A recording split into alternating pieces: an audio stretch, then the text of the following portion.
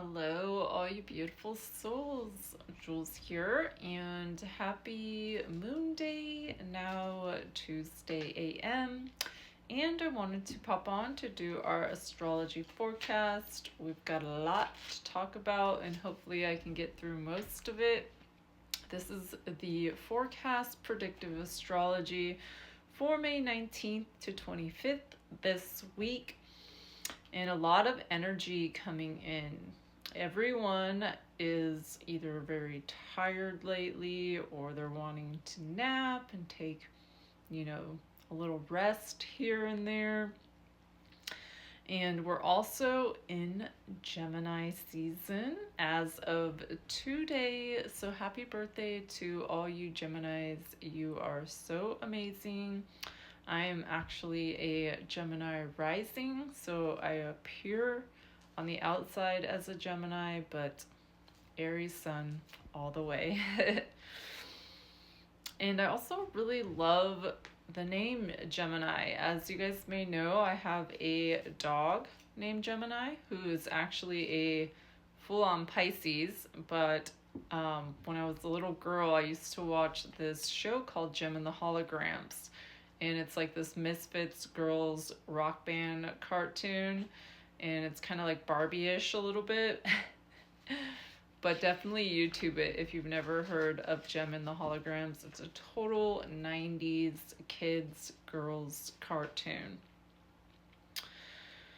And Saturday, we have, or Saturn's Day, steals the show this week for Saturn's return back into Aries. Since 1999, it has not been in this placement, and it's been in Pisces actually since 2023 as of March, and it will remain here essentially until 2028. It will dip out and move out of Aries on September 21st, and then it will move right back into Aries.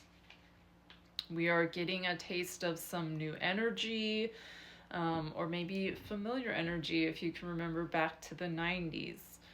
No retrogrades right now except for the outer planet Pluto, and it has kind of a milder effect on our daily lives. Jupiter in Gemini until June 9th. So make the best of this time to have those intimate conversations. And it gives you extra energy to take those risks and to collaborate with like-minded individuals and artists. While the Sun and Jupiter are in Gemini, Mars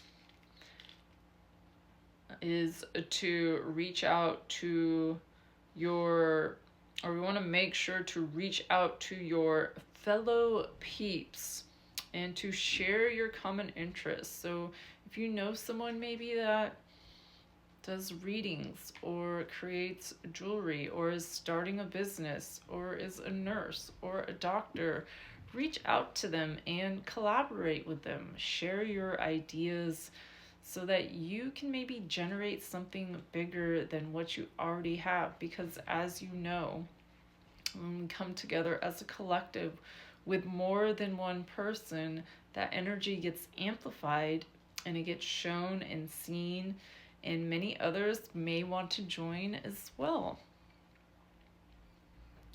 And let's see what else we got here.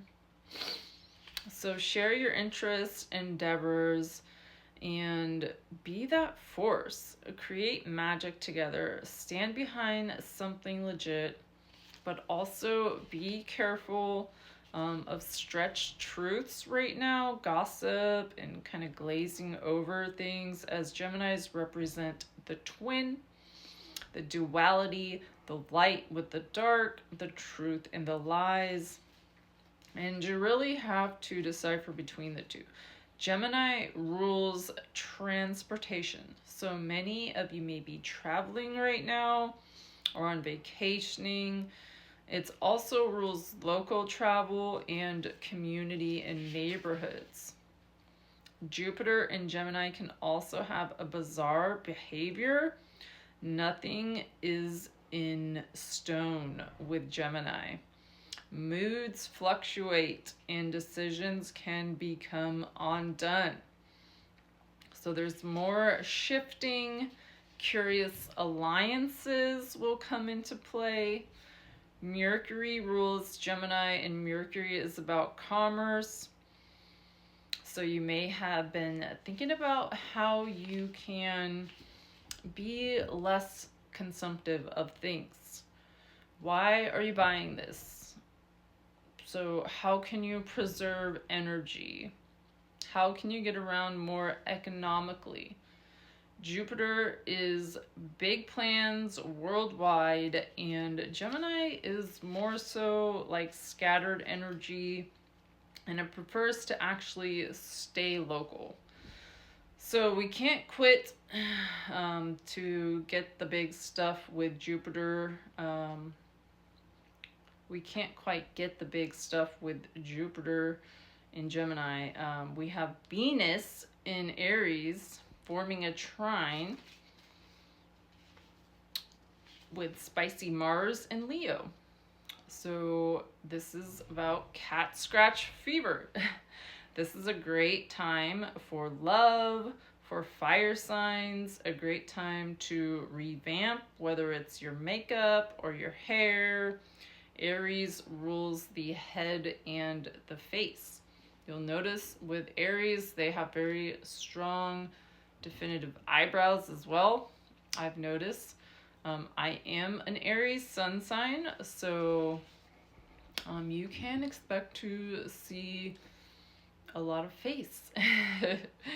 If you're in your late 30s, you're in your first Saturn return going on your second. If you have Saturn in Aries, you are in your return right now. So if you look up your chart, you can see where your Saturn return is at. If you're in your 90s or 60s, this will be your second Saturn return. And Saturn takes 29.5 years to orbit the sun and return to where it was when you were born. The solar return is once a year, also known as your birthday. And we have a lunar return once a month. Saturn is the personal trainer planet. It's going to have you waking up at 5 a.m., hitting the gym, getting into a routine. It is the guru. It is going to have you in the best shape or the best version of yourself. Especially if you're an Aries, you're definitely going to feel this right now.